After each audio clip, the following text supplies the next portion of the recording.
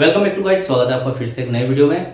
Guys, BSNL third PRC की 20 सितंबर 2025 की एक लेटेस्ट अपडेट निकल कर आई है। एक मीटिंग हुई है फिर से, जो कि बीएसएनएल समिति की ही एक आपस में एक बैठक हुई है, जिसमें सारी बातें बताई गई है कि थर्ड पीआरसी का मुद्दा कहां तक पहुंचा है, या फिर जो कि 26 सितंबर 2025 को एक बैठक होने वाली है, लास्ट बैठक जिसको बोल रहे हैं, जहां पर थर्ड पीआरसी का फाइनल डिसीजन हो जाएगा। ठीक है, उसके बारे में भी यहाँ पर कुछ जानकारी निकल कर आई है। ठीक है, तो चलिए, चैनल पर नए हो तो सब्सक्राइब करें। मेरा नाम है सुनील विश्वकर्मा। जानकारी यूजफुल लगे तो एक लाइक करके जरूर जाना।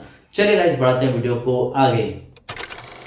क्या न्यूज़ है वो सबसे पहले आपको बताऊंगा, और विद एग्जाम्पल सारी बातें बताऊंगा एकदम क्लियर तरीके से, डिटेल तरीके से। ठीक है, मेरा वीडियो में यही मोटिव रहता है कि जो भी अपडेट आए वो आपको डिटेल तरीके से अच्छे से यहाँ पर एक्सप्लेन कर सकूं, ताकि आपको पूरी बातें समझ में आ जाए कि अपडेट में एग्जैक्टली यहाँ पर क्या बताया गया। ठीक है, बीएसएनएल कर्मचारी यूनियन, जिसको बीएसएनएल ईयू बोलते हैं, कि महाराष्ट्र सर्कल कार्यकारी समिति की बैठक 19 और 20 सितंबर 2025 को कल्याण में हुई। ठीक है, फर्स्ट डे को क्या हो वो देखिए, 19 सितंबर की बात है।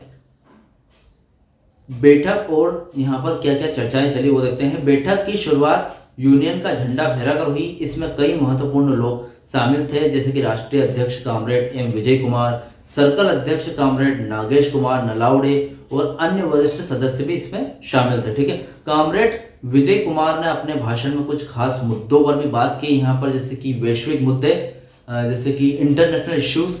उन्होंने व्यापार, युद्ध और इजराइल फिलिस्तीन संघर्ष जैसे कि अंतर्राष्ट्रीय विषयों पर भी यहाँ पर चर्चा की है। यह दिखाते हुए कि यूनियन न केवल स्थानीय मुद्दों पर ही नहीं बल्कि वैश्विक घटनाओं पर भी ध्यान देती है। ठीक है, सरकार की नीतियां क्या है वो भी देख लेते हैं। उन्होंने केंद्र सरकार की उन नीतियों की आलोचना की है जो श्रमिकों और आम लोगों के खिलाफ है। यूनियन के मुद्दे क्या है वो देख लेते हैं। उन्होंने बीएसएनएल कर्मचारियों से जुड़े कई मुद्दों पर भी बात की है, जैसे कि वेतन संशोधन जो सबसे ज्यादा है, कर्मचारियों के वेतन में बदलाव की बातचीत कर रहे हैं, 4G सेवाओं से जुड़ी समस्याएं, खराब सेवा गुणवत्ता, मोबाइल और फाइबर FTTH सेवाओं की खराब गुणवत्ता, इन सभी पर चर्चा की उन्होंने। कर्मचारियों से जुड़े अन्य मामले भी सामने आए हैं, जैसे कि कई अन्य वरिष्ठ सदस्यों ने भी इस बैठक को संशोधित किया है। सर्कल सचिव कामरेड कोतिके बस्ते ने यूनियन की गतिविधियों की एक रिपोर्ट पेश की है।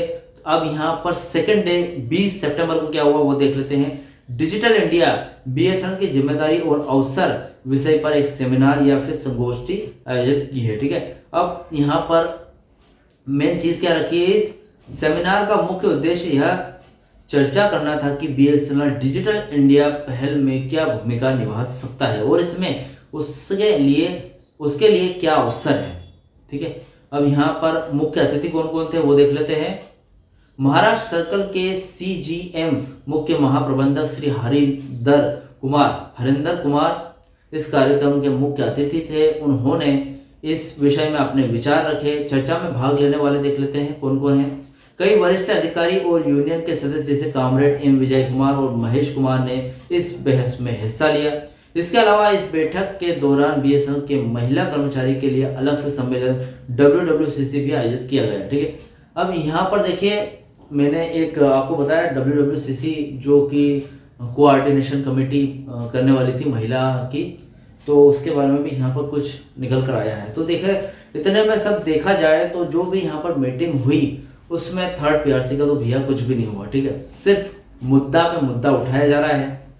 यहाँ पर देखिए, थर्ड पीआरसी डिले हो रही है ना, मतलब 30 जून 2025 को मीटिंग हुई थी, जिसमें बताया गया था कि 14 जुलाई 2025 को मीटिंग होने वाली है, लेकिन उस मीटिंग को डिले करके फिर आगे बढ़ा दिया गया।